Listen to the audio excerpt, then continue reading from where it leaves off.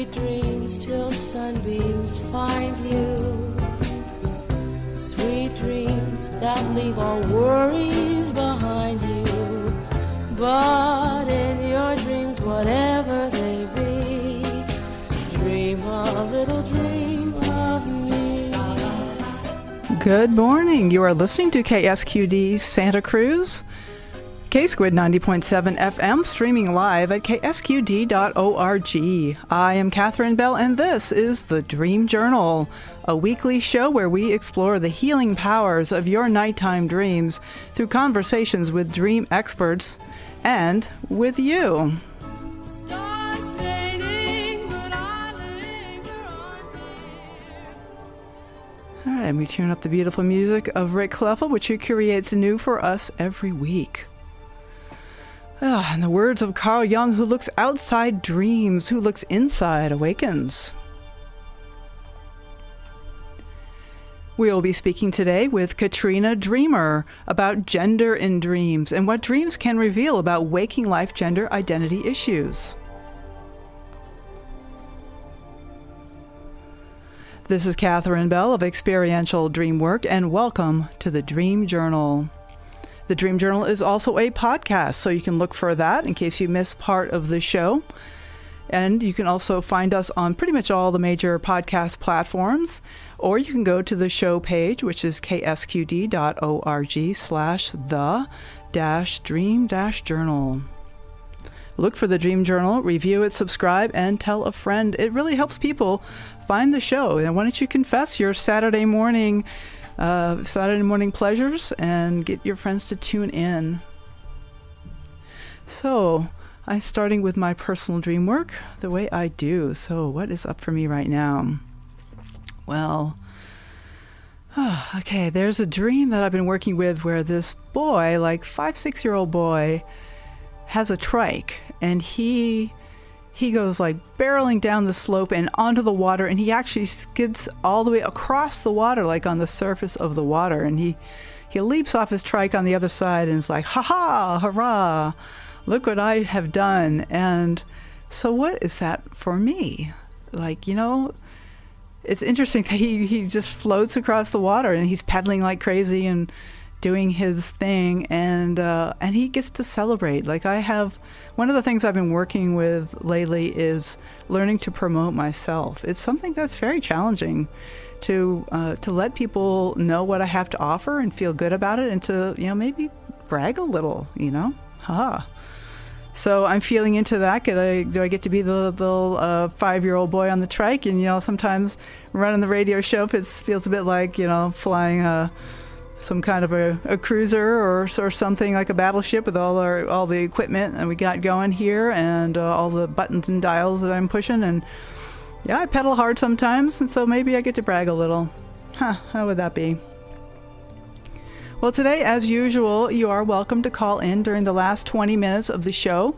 You can get your questions ready and queue up your phone to 831-900-5773. That's 900 KSQD. You can share a dream you're curious about, or you can ask a question. That'll be in about 30 minutes or so, but you might want to jot the number down right now, 831-900-5773. Okay, turning to our guest, saying hello, Katrina. Hello. Hi. Glad to have you on the air. Thank you for having me. Of course. So Katrina Dreamer is a queer, non-binary writer, dreamworker, and energy healer. She also has her own business tutoring and coaching students with learning differences. Katrina is co-host with Mary Kay Kasper, who has also been on the Dream Journal, of the podcast Dreaming Back to the Earth. She teaches workshops at the University of Vermont on dreams as spiritual practice and queer dreaming. She is the Northern New England representative for the International Association for the Study of Dreams, an organization that I also highly recommend to anybody interested in dreams. And Katrina Dreamer is particularly interested in gender identity and sexual orientation in dreams, and has started research for a book that explores dreams through a queer theory lens. So, welcome, Katrina. You know, I'm a good friend with Mary Kay Kasper, and I've been wanting to get you on the show for, probably over a year now, and we did it. Yeah. We did it. We're here. Excellent. So maybe why don't you start a little bit about your history with dreams. So you've been involved with the IASD for quite a while. I think I saw that you had presentations going back to 2009. That's right. Yeah. So what first got you interested in dreaming in general, Katrina? Well, I've been interested in them since I was a kid. I've always had vivid dreams, and I remember in high school, maybe it was right after graduation, I was at the Tattered Cover in Denver. I'm from Colorado, and I saw Freud's book on dreams on the shelf, picked it up, flipped through it, and thought, this is just a little too complicated. Just a on little. the shelf. Yeah. And so fast forward to 2008 when I enrolled at JFK University in the Consciousness and Transformative Studies program. Right. And I saw that dream classes were one of the offerings, which was a huge reason why I decided to get a master's there. And I took just about all the dream classes that you could take there. There used to be a dream studies certificate there. Yep. But I can't remember if it was either the program shut down right before I could get the certificate, or I didn't quite take all the classes. But those were the best classes that I took. And that's when I really started to learn about Jung, and also really got connected in with ancestral work around dreams with my teacher, Kimmy Johnson, and Karen Jenke, both who were fantastic. And that's when things really started to take off. It was interesting that when I was in those classes, my dream life kind of exploded. Yeah. Yep. That's when I started a dream journal. So I was really starting to track what kind of dreams I was having. All right. And yeah, so through them, I got introduced to the world of the IASD, and while I was still in grad school is when I went to my first conference and did a presentation on animals and dreams. Right, yeah. So, the IASD is a wonderful group. They have lots of offerings for people all the way from people curious about their own dreams to artists to professionals, and not only psychological professionals but also research professionals. They support a lot of research in dreams. And, Katrina, I'd actually like to turn at this point to some identity issues. And I wonder if you can help me. I feel like I'm kind of a novice in this area. And could you explain to me the difference between queer and non-binary? Oh, sure. So queer is kind of an umbrella term that could include anybody in the LGBTQ community. Okay. Some people will use that label for themselves. That's the one that I like. Other people will use all number of different labels that are within the community. Lesbian, gay, bi, pan, trans. And so queer, I feel like, encompasses the whole community, whereas non-binary is really about gender identity. So for me, just like so you can be queer and yet be but yet be like your cisgender, the gender you were born with. Is that right? Yes, okay, that's thank right. you. Yeah, that's helpful. That's right. Yes, yes. And so non-binary is about feeling like your gender, it doesn't fit within the binary, not male, not female, somewhere in between, and it's another label that encompasses many things. So some people might say they're a non-binary woman. Other people might say they're just non-binary, period. It's very individualized. Oh, interesting. So, is it okay to just ask somebody? Because sometimes I feel like, that I don't. Why should I why should you be explaining to me everything? On the other hand, I also want to know your perspective.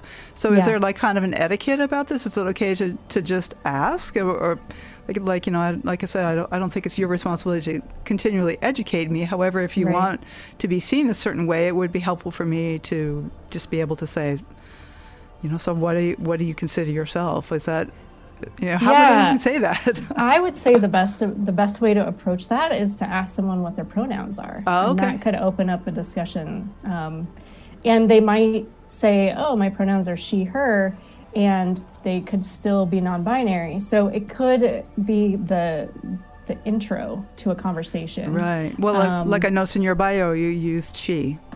Yes, I'm playing with that. I just came out as non-binary this year. So brand new. Yes, it's very brand new. So I feel like that's another place where, again, it's such an individual choice about what pronouns work for you. And I'm feeling into that. Like, I'm starting to wonder if they then might be another option for me, or maybe I'll end up in that place eventually, but I don't know yet. Right. Well, and maybe that could be okay to not know yet. And maybe these things can change. And, I hopefully people will be patient with me as, friends have changed their pronouns. I'm need to keep up a little here. Sometimes I need a reminder, and, I don't want to be, seen as being insensitive.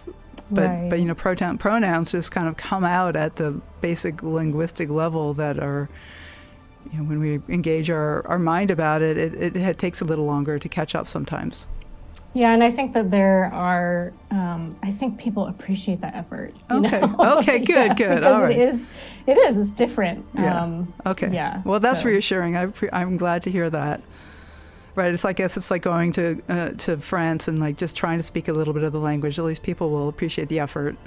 Yeah. And then, here's the other thing that I would say is, if you slip up, just correct yourself and move on. It doesn't have to be a big thing. Okay. And again, great. Every person is different. So their reaction to that will be whatever it is. Right. Yeah. Okay, well, I want to start the conversation about dreams. Now, how do you fold dreams into this gender identity and sexual orientation conversation?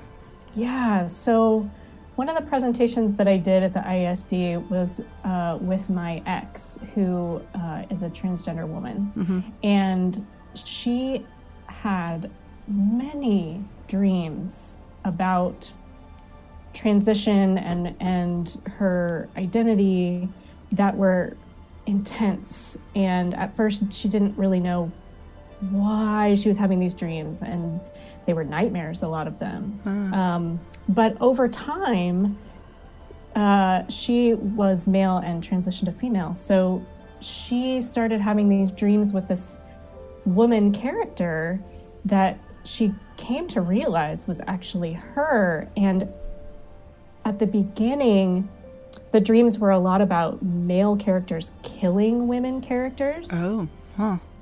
And over time, as she got into therapy and started to really understand herself more, the dreams started to become more positive, where the women character fought back. And then eventually, there was a dream where, she was almost, I think, looking in the mirror at herself, or there was a kind of a goddess figure that was affirming of her. And that was toward the end, when either right before she came out or a little bit after she came out. I'm forgetting the timeline a little bit. But, I mean, so she's one example, but there are probably many, many people who are experiencing those types of dreams, helping them figure out themselves. Right. But it's interesting that I've fairly frequently dreamed about being a man or being a boy or being young in some way, or, being a different gender than my own. I was actually a troll in one dream. But, sometimes you can be an animal. So it doesn't always necessarily. Yes. So how do we distinguish? It doesn't necessarily always mean there's something about our identity here. Yeah. What do you have any guideline? It's interesting that you mentioned that your friends' dreams were like nightmares. And I don't know if that's part of it, or what would you recommend? What do you say about that? Yeah, I think what I would do is connect with the emotional quality of the dream. Okay. So my ex, she had those as nightmares because she was really afraid. Yeah. She was not sure that it would be okay to be herself. And she didn't even tell me for a long time. So I think connecting in with the emotion of the dream could be a clue, right? And other people are going to have those kinds of dreams and they're not going to be nightmares or feel negative. But yeah, I mean, definitely people dream about being lots of other things than they are. That's what I would say is like connect with the emotion, right? Like how lit up are you, or either way. Right. Well, but there's also this kind of I don't know if it's a trope or whatever that they say that if you dream about making love to someone of your own gender, that it mostly has to do with self-love, and there could be that, but maybe there's also more to that. I guess keeping the door open to that there could be more. Right, and I think that's why I'm so interested in starting to look beyond the binary in dream work. There's a lot of history around Jung, and of course he was one of the big dream theorists, but I think that it's time to start thinking outside of the box with that. And I do think that people's sexuality is more fluid than our culture likes to say it is. So, I do think that we should be more open to the possibility that, oh yes, absolutely, like making love to someone of your own gender in a dream could definitely be about self-love, but what if it's also about sexual orientation? And it doesn't necessarily mean that, all of a sudden you have to question everything about yourself, but I would say being open to that possibility would be really great. I think a lot of people are afraid of that. When I've read kind of comment sections on blogs or Facebook posts about this, I can see that there are people who are asking that question, and I can feel that they're nervous about that. And I would love for the conversation to start to shift where there's more acceptance and openness to possibility. Right.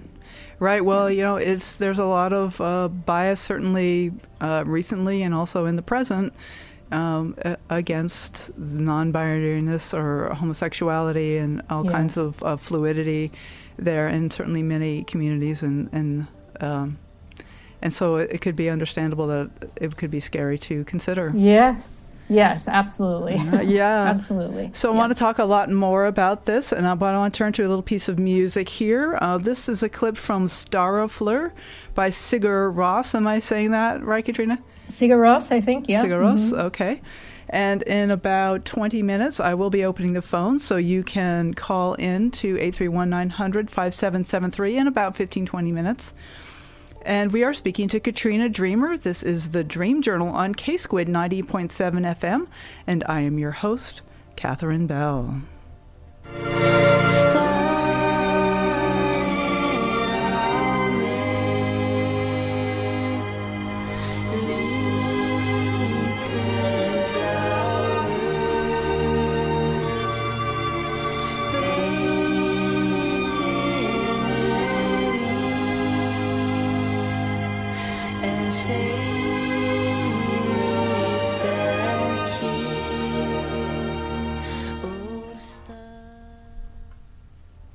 This is the Dream Journal, and we're here with Katrina Dreamer. Hi, Katrina. I love it.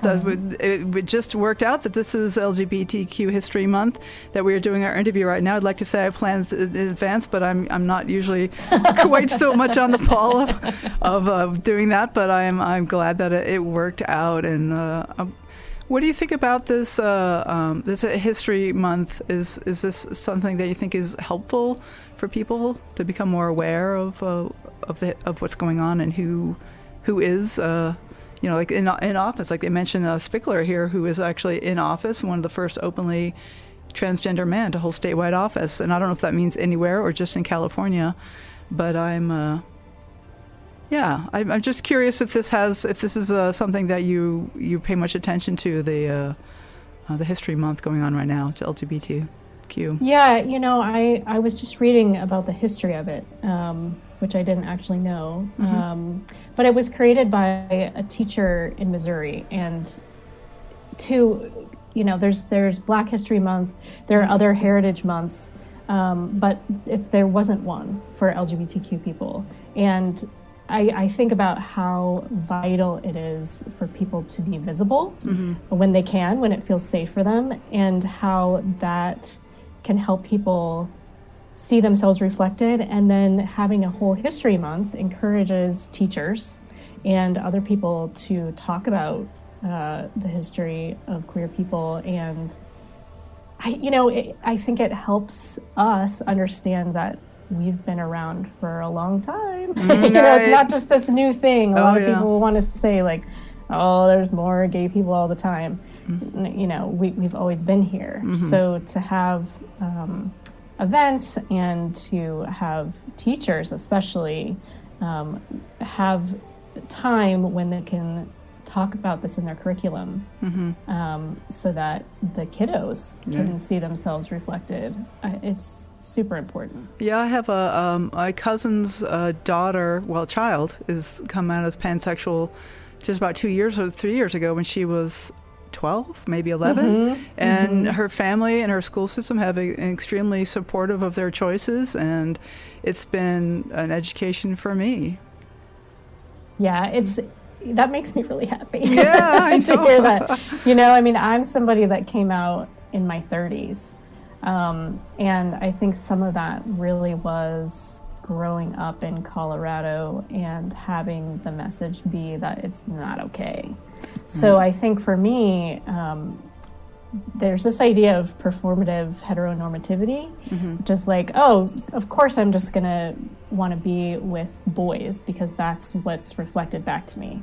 And I didn't, even though I knew about myself probably around 10 or 11, I squashed it pretty quickly, and didn't allow myself to connect with that part of myself until much later. So I again, having kids be able to learn about queer history and see other people like themselves in their community, in the media, can help people not have to suppress themselves, until they're 30 or 40 or 50 or whatever. Exactly. And did you find that dreams were helpful in not only understanding your own identity, but knowing when the right time to tell others about that identity was?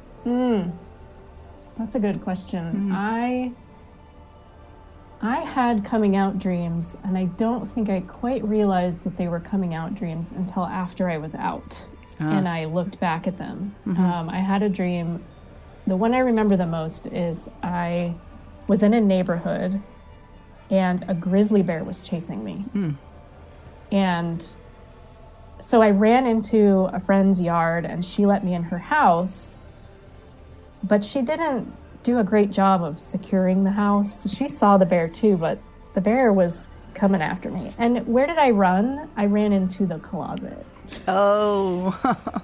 And the bear was just, it was coming and coming, and it seemed like it was going to get into the closet. And I had a number of dreams with bears for a year or two. And yeah, it was looking back that helped me see that they were my dreams about coming out. Now, what's interesting is that my story is a little different than maybe other people. It really was my ex coming out that helped me come out. So my ex came out as trans, and that was all well and good. And I didn't know a lot about the trans community at that time. So I read everything I could get my hands on, and we were gonna work it out, stay together. But in the back of my mind, I felt like there was something else. And so about a year after she came out to me as trans, I said, there's something else, right? There's something else going on. And she's like, I want to be with men. So this was before she transitioned.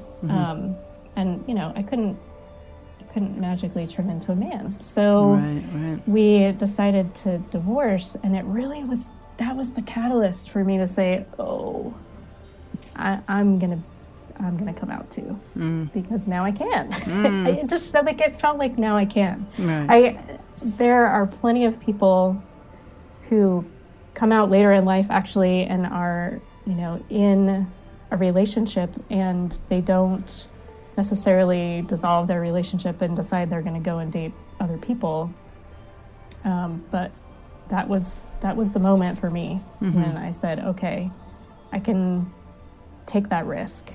It was scary, but I'm on the other side of it now, 10 years later. Right. Things are good. Right. Okay. Well, and maybe that's the inspiration for someone else, that you might have to go through the scary bit, but then you get to this place where you are more authentic than you have been. Right. Yeah. Right. And I would also say dreams are a great playground to investigate and ask questions. I love incubating dreams. Meaning asking a question before you go to sleep. Oh, tell me, what do you recommend about incubating dreams? Is there a certain technique or way to phrase the question? And different things I like to do. Since bear ended up being the animal that was helping me come out, bear is really special to me. Yeah. So I will ask bear in particular.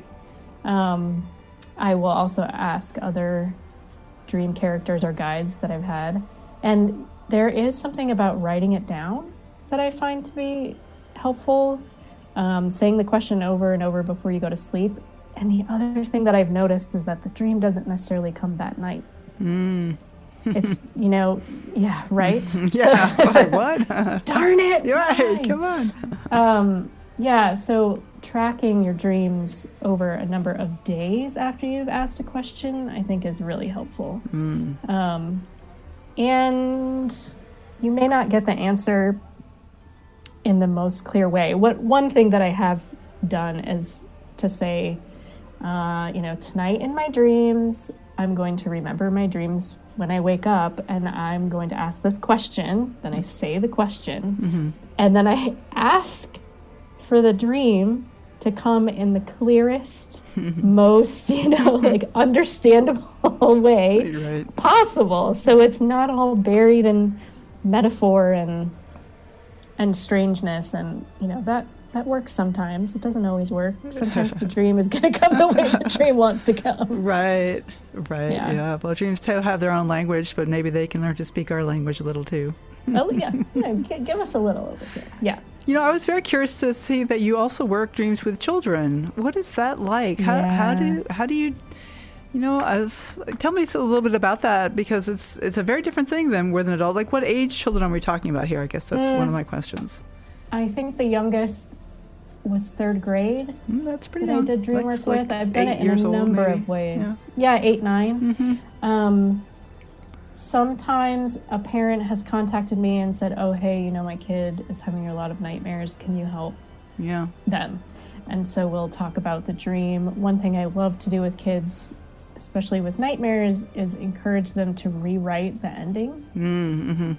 So they can, or even rewrite the dream in general. Yeah. So they can get an experience, and especially when they read it out loud, of the dream going a different way. Maybe standing up to the monster or whatever it is that's the frightening part in the dream, giving them a new narrative about it. I've also done dream art with kids in the classroom. So they, write down their dream, draw a picture that goes with it. And, every once in a while, my students find out that I do dream work. I'll either talk about it or they find my website or whatever. And they just love to talk about their dreams.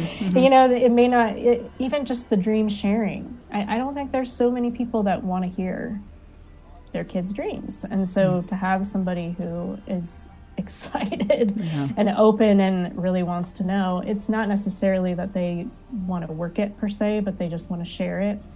I just had a student, a middle school student, share with me her different nightmares. She has 4 recurring nightmares.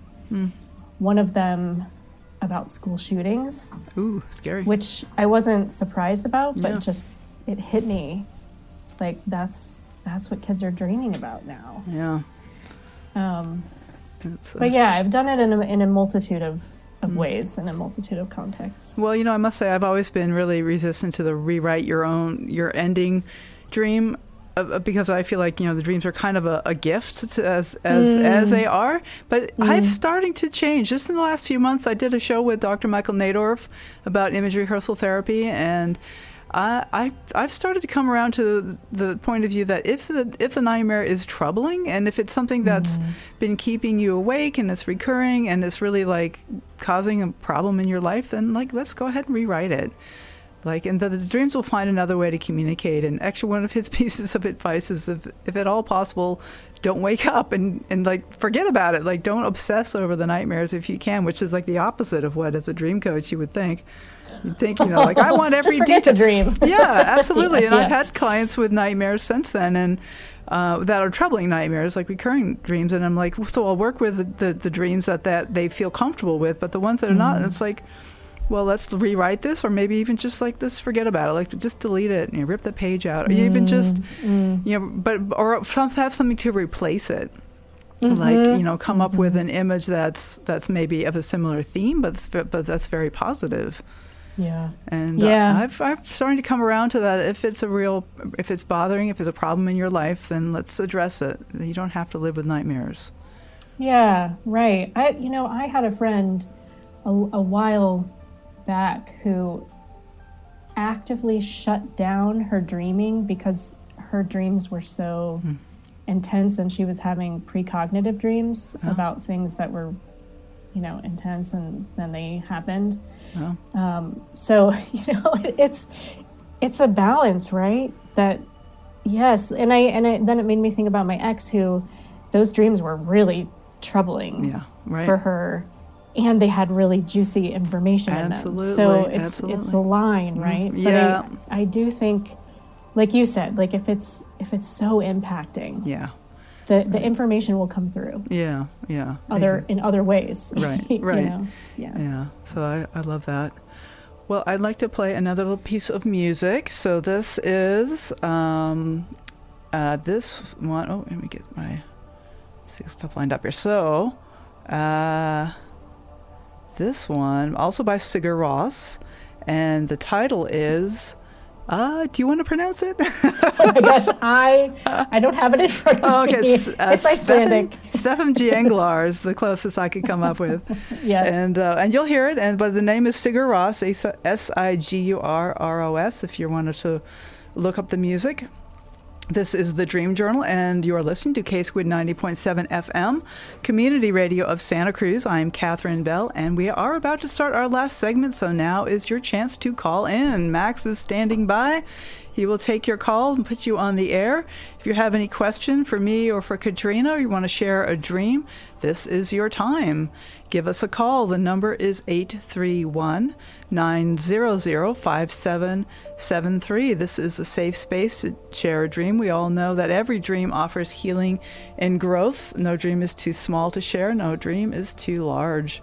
Go ahead and pick up the phone. You can reach us at 831-900-5773. We'll be right back with Katrina Dreamer. It's you.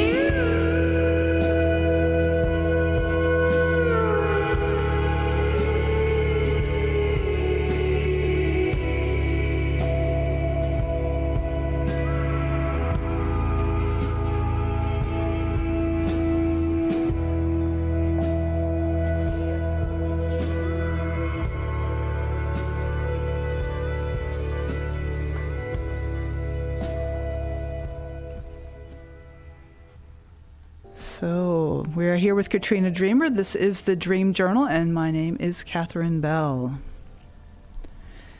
So Katrina, I was curious about your podcast that you do with Mary Kay Kasper. Oh, I'll just say again, the phone lines are open. You can dial in 831-900-5773. So yeah, Katrina does a podcast with my friend Mary Kay Kasper called Dreaming Back to the Earth. And I wonder if you'd like to say a little bit about the connection between Earth and dreams for you. Yeah, so I love doing those podcasts with Mary Kay. I think when I started really writing down my dreams and connecting in with them, I started noticing that, animals were such a huge theme or animals were just coming all the time in dreams. I'm often in a natural setting in my dreams.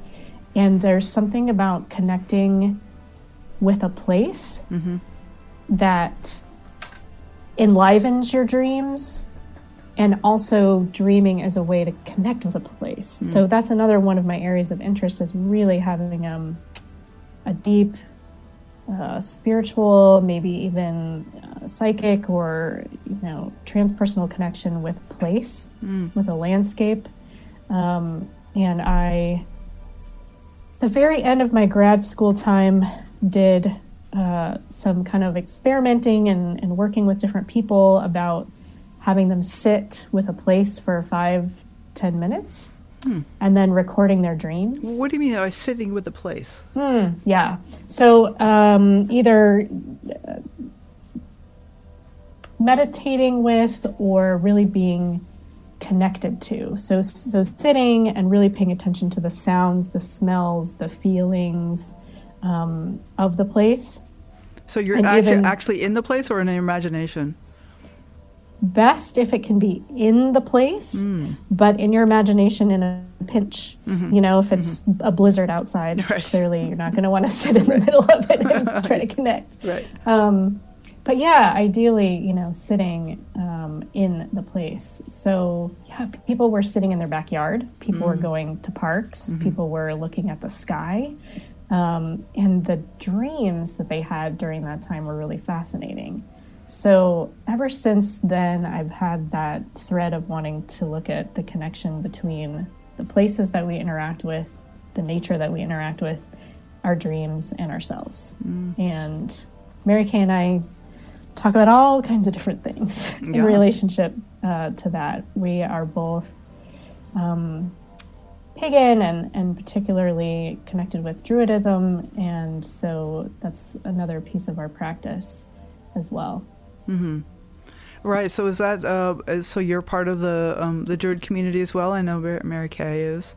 More tangentially than she is. She's a lot more connected in. I'm kind of I try to do organized things, and I'm just really more of a solo person in that way. So I kind of do my own thing, but that way of seeing the world really connects with who I am.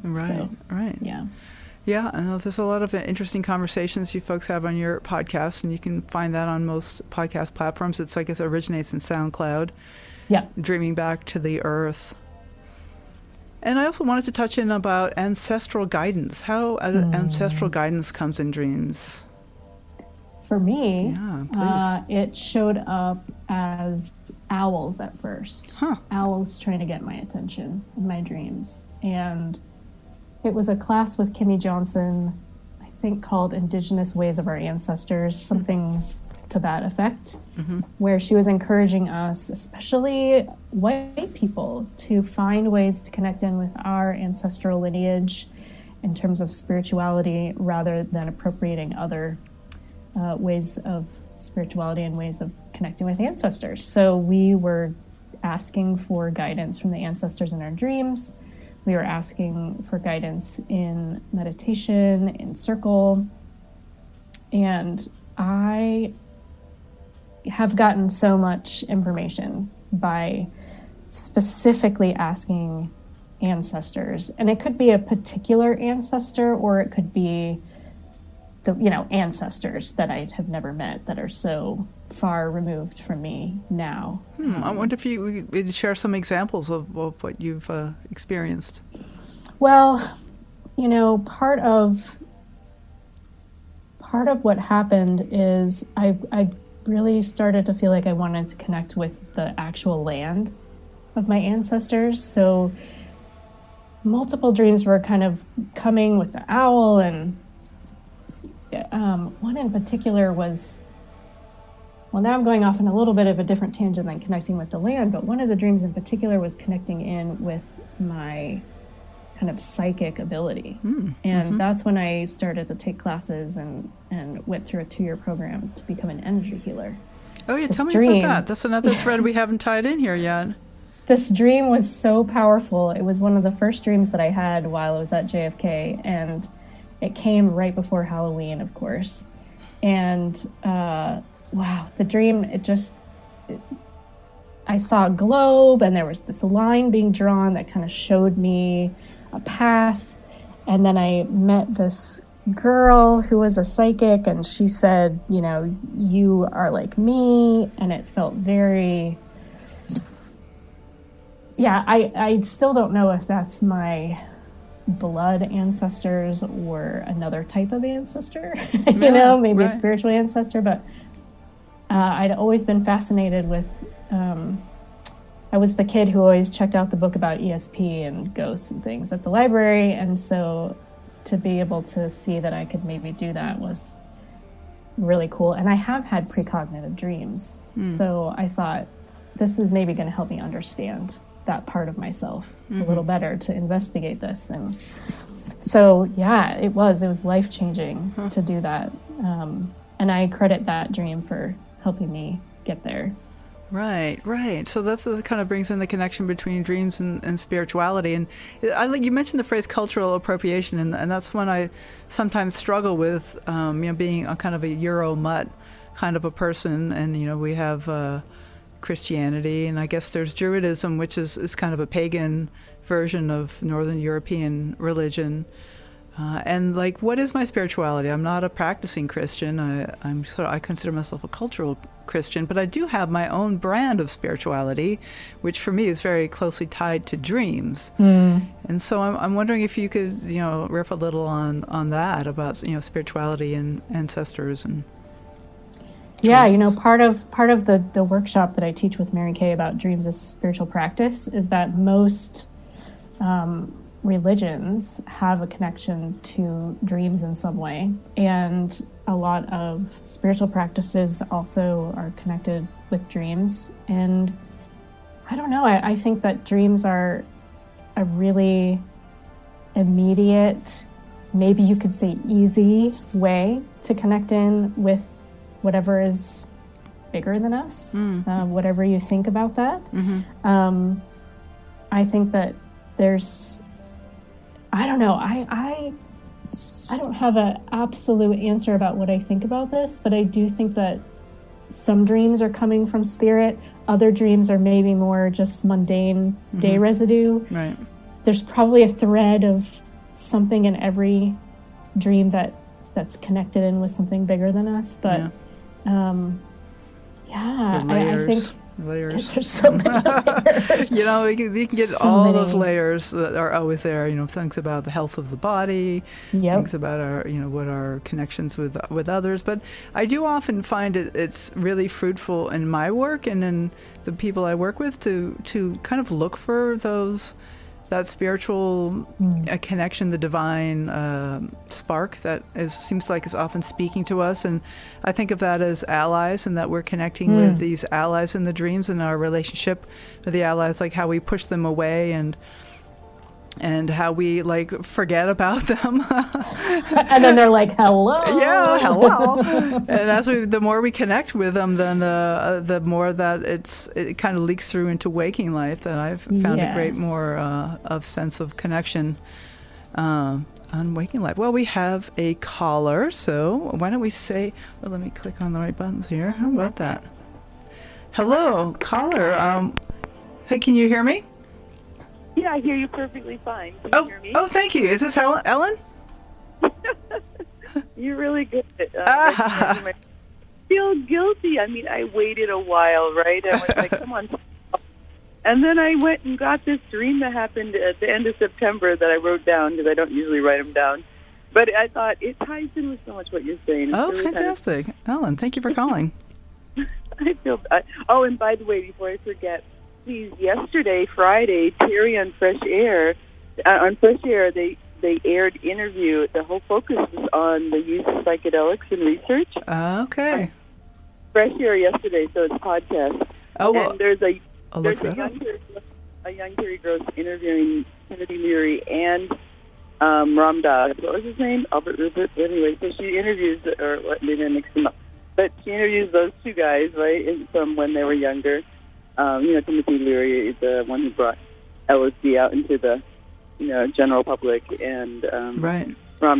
Ram Dass, who was one of the Harvard University professor who got involved with the experimentation. Anyway, so it's really great. You need to listen to that.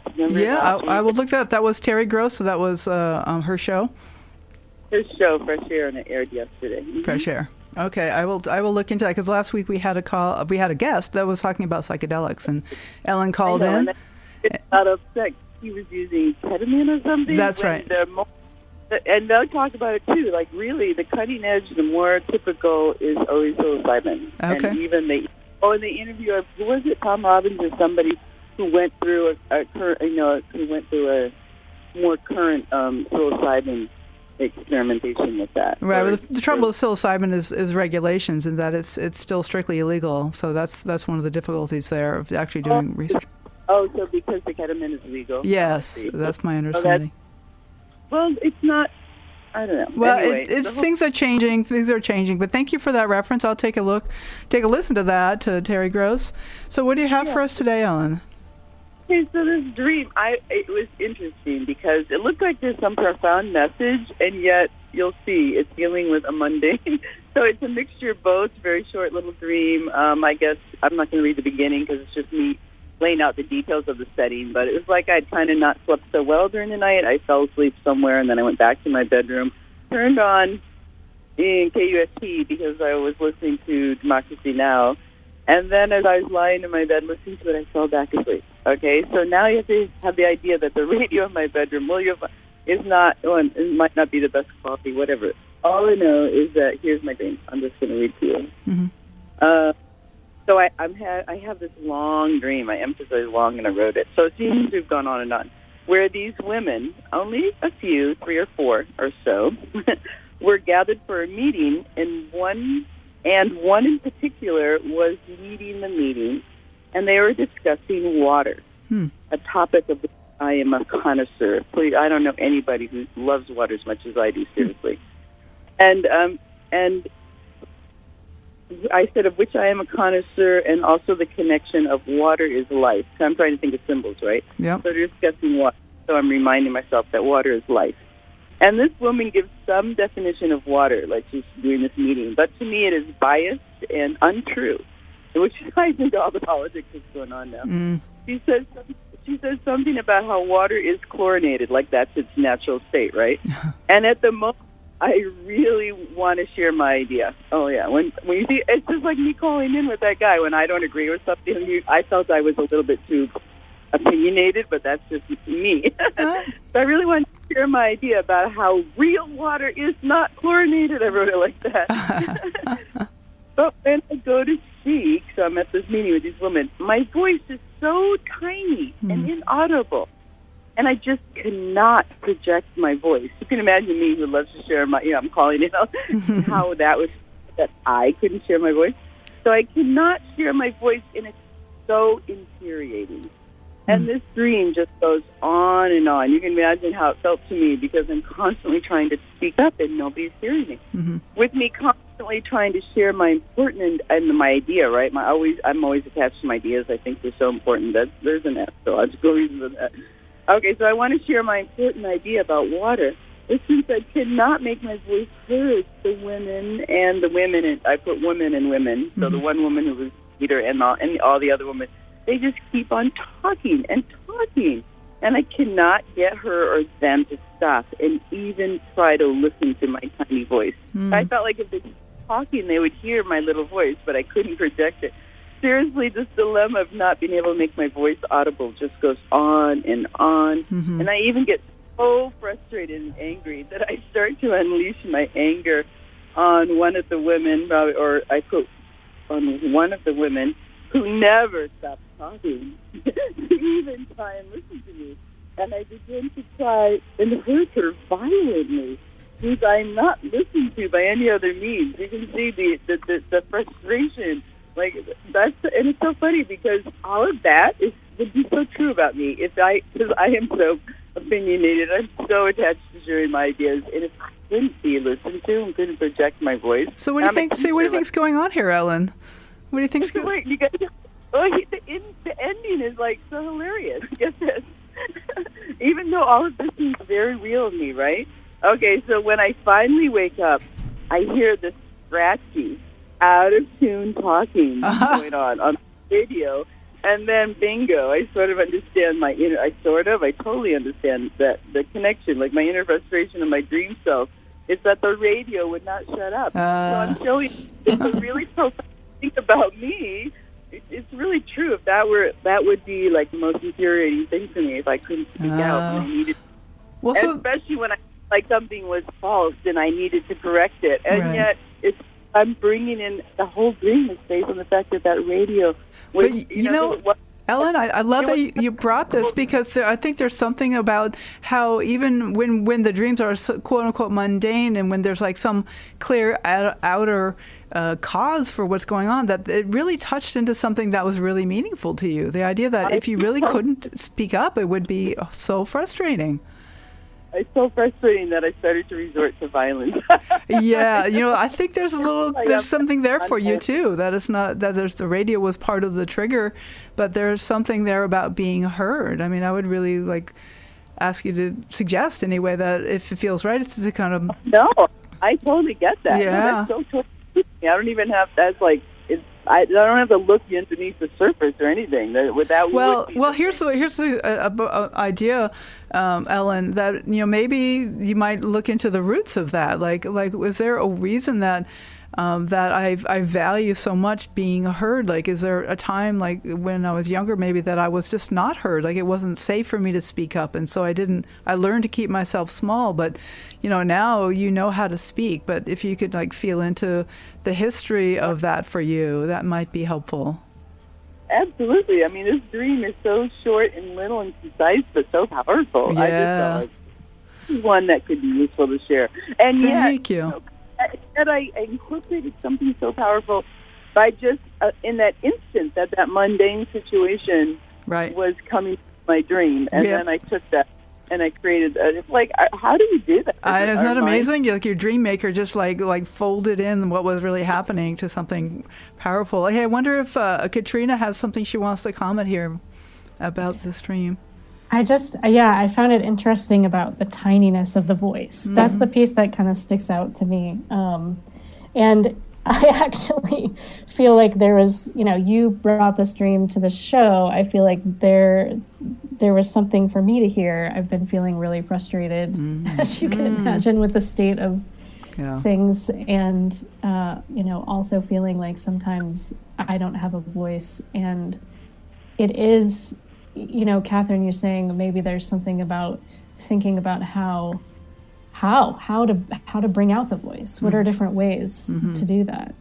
So that's kind of what I was connecting with. And so, Ellen, by sharing this on the radio, maybe you've given us all a chance to feel how sometimes we feel like shouting into the wind, or that there's just this tiny voice that we have, and yet the events that are happening around us are so large. So, there's really a cultural component to this dream, Ellen. Thank you. You know what? You just reminded me as Katrina, as she shared those ideas. It all clicked for me. This happened.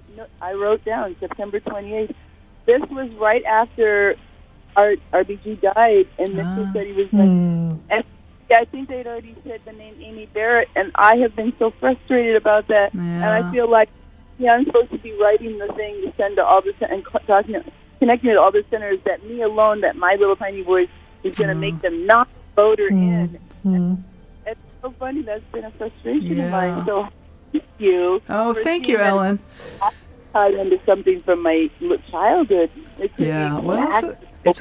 feeling right now, and that we're all feeling, just that we're a tiny voice. Yeah. And the woman, it's interesting, it's a woman, right? Yeah. Goes talking on and on and on, and she says things that are false. Oh my God, that really there is just crazy. Well, Ellen, I'm gonna say goodbye and finish up with Katrina Dreamer. Thank you for bringing that dream. I think it's something that we can all relate to, and I sure appreciate you sharing on the show today. You're welcome. All right, have a great day. You too. Bye. So I think that is kind of the dream for the moment of we feel like we have these tiny little voices, and but those voices add up, and election day is coming, and I hope all of the listeners will vote and express themselves. So Katrina, how can our listeners get in touch with you? You can, the easiest way is to email me at katrina@katrinadreamer.com. Okay. You can also find me, my website for energy healing and dream work is katrinadreamer.com. And my tutoring work, you just add tutoring to the end of that, katrinadreamertutoring.com. Of course, the Dreaming Back to the Earth podcast. You can find me on Facebook. You can find me on Instagram as Katrina Dreamer. You can also find me on TikTok, which is Earth Dreamer instead of Katrina Dreamer. I've been posting ecotherapy videos on TikTok of just nature and music or nature and sounds. So I'm experimenting with that medium right now. So, Katrina Dreamer, do you have any final thoughts you'd like to share with our listeners? Maybe a little encouragement or inspiration? What would be your final words here? Well, it's so interesting, that dream that was just shared. So I think what I would say is, I personally have been feeling it's been a hard time. It's been a hard time this year. And, I actually haven't been asking my dreams for anything lately. So I think the nugget to leave you with is to see, think about what question you could ask. It could be anything about, ways to help cope, or ideas for how to break out of that feeling of feeling tiny, feeling small, and see what dreams come back. I think that's what I'll be doing tonight. Thank you. I appreciate that reminder to putting our trust in our dreams and paying attention for ourselves and for the planet, dreaming for the earth, dreaming back to the earth. Thank you, Katrina. Take care. Yeah, thank you. All right. So next week we will be having an all-caller Halloween show, because can you believe it? Halloween is next Saturday. So we're going to have an all-caller show. So it's you're welcome to call in during the entire hour. And being Halloween, of course, we want to explore nightmares. And also, before the election, we want to talk a little bit about the horror show of what your feelings are around the election. Now, we're not looking for political rants, but we're looking for what are your feelings and how we can support each other. And so that's next Saturday on the Dream Journal at 10 o'clock. So also I have a new round of workshops starting in November, the first Monday in November, and the topic will be dreams and community. This has been an amazing workshop series I've been doing, and month by month we're accumulating people, and we've just built this beautiful community. So I decided to finally address the topic of dreams and community. So contact me if you want to become a part of that experience. Those are Monday afternoons. Plus I offer recordings as well, starting the first Monday in November. So this is the Dream Journal, and here's Mama Cass. Sweet dreams till sunbeams find you. Sweet I am Catherine Bell, and this has been the Dream Journal. Thanks for listening. You can find out more about my dream coaching practice at experientialdreamwork.com. I offer private sessions, dream groups, and interactive online sessions. If you have a dream you're curious about, you're welcome to contact me for a free introductory consultation. So the way to reach me is Catherine@ksquid.org. That's KATHERINE at ksqd.org. I'd like to thank my program assistant, Max Deaton, and our creative musician, Rick Kleffel, who created an original composition for our music again today, and our call-in from Ellen. Thank you to all the generous donors who support this station. K-Squid is 100% listener supported, and donations are indeed always welcome. So tune in next week at 10 a.m. When you wake up tomorrow morning, take a minute to look within. I am Catherine Bell, and you are listening to KSQD Santa Cruz.